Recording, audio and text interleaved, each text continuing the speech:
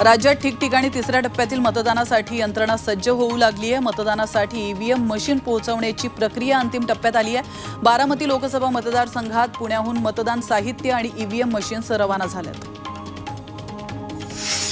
बारामती लोकसभेसाठी उद्या मतदान पार पडणार आहे आणि या पार्श्वभूमीवर इंदापुरात पोलिसांकडून वाहनांची तपासणी केली जाते।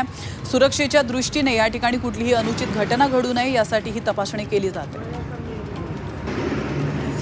इंदापुरात 330 मतदान बूथवर मतपेट्या रवाना झाल्यात। पोलीस बंदोबस्तात अधिकारी कर्मचाऱ्यांसह एसटी बसमधून या मतपेट्या रवाना करण्यात येत आहेत। तर मतदान प्रक्रिया सुरळीत पार पाडण्यासाठी पोलीस यंत्रणा सज्ज झाली आहे।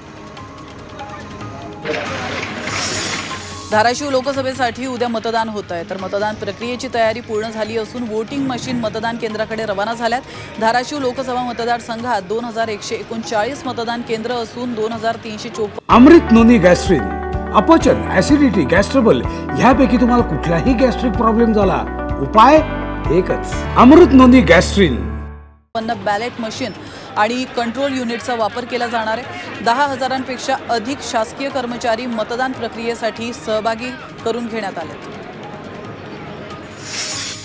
लातूर लोकसभेसाठी उद्या मतदान होत आहे। तर प्रशासकीय यंत्रणा सज्ज झाल्या आहेत। मतदारसंघातील 2115 मतदान केंद्रांवर मतदान पार पडणार आहे।